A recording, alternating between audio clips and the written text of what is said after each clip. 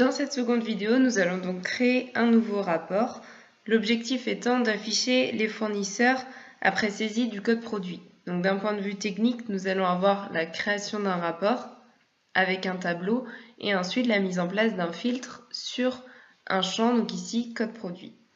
Pour cela, nous plaçons sur rapport et par un clic droit, nous ajoutons un nouveau rapport. Nous avons alors l'assistant de rapport qui s'affiche. Nous pouvons cliquer sur suivant.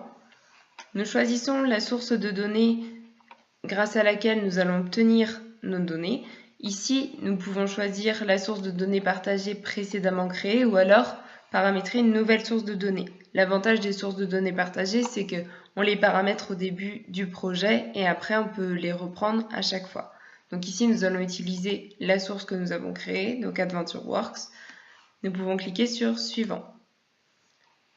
Pour concevoir notre requête, nous allons utiliser le générateur de requêtes et nous devons commencer par sélectionner les tables dont nous avons besoin pour notre rapport. Donc, pour cela, nous effectuons un clic droit, ajouter une nouvelle table.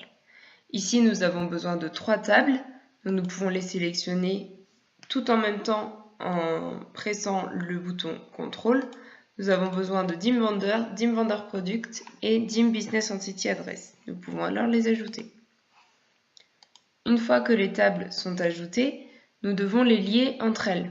Pour cela, nous repérons les clés primaires et étrangères de chaque table et nous faisons glisser les champs pour les faire correspondre. Donc DIM Vendor et DIM Vendor Product se relient grâce au champ Supplier ID et DIM Business Entity Address et DIM Vendor se relient également grâce à Supplier ID qui devient Business Entity ID dans l'autre table. Voilà. Donc une fois que les tables sont reliées, nous pouvons sélectionner les champs qui nous intéressent. Donc ici, par exemple, nous pouvons sélectionner la ville, le nom de la région, le nom du pays. Nous pouvons également sélectionner le nom du fournisseur, s'il est actif ou non, et la note de performance qu'il a au sein de notre entreprise, ainsi que Product ID qui va nous permettre de filtrer sur un code produit. Donc au fur et à mesure qu'on sélectionne les champs ici, nous avons la requête qui se génère automatiquement en dessous. Nous pouvons donc cliquer sur OK. Nous retrouvons alors notre requête. Nous pouvons continuer. Ici, nous devons sélectionner le type de rapport. Donc, nous allons choisir un rapport de type tabulaire pour avoir un rapport sous forme de tableau.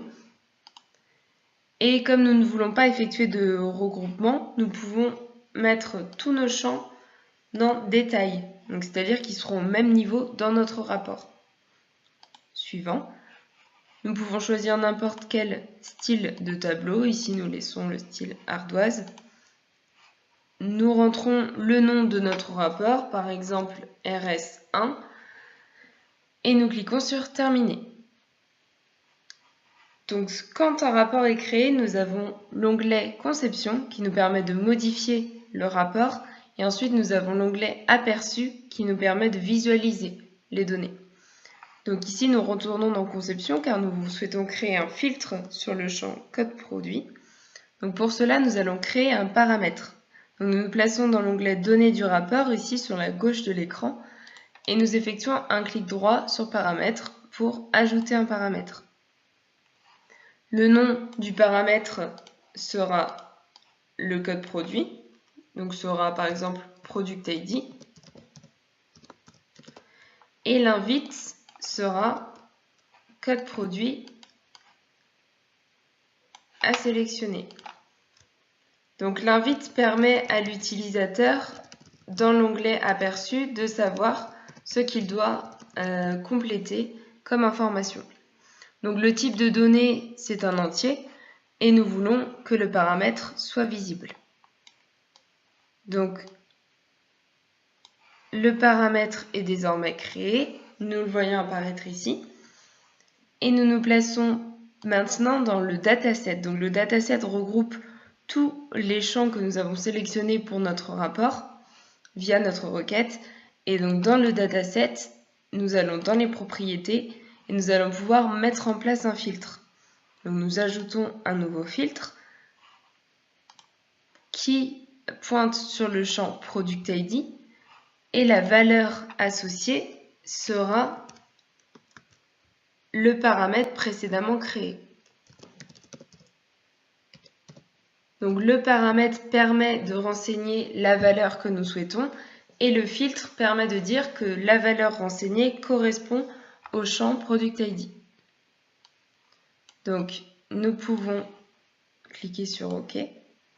Notre filtre est désormais en place. Donc si nous nous plaçons dans l'onglet Aperçu, nous voyons donc l'invite, code produit à sélectionner. Nous pouvons par exemple remplir 321 pour le produit numéro 321 et afficher le rapport. On voit alors apparaître les 3 fournisseurs permettant chez qui nous pouvons commander ce produit. Et donc nous avons leur note de performance et s'ils sont actifs ou non. Donc ce rapport nous permet de savoir quand on a un produit à commander, vers quel fournisseur on doit se tourner en priorité. Donc voilà pour la mise en place de ce rapport.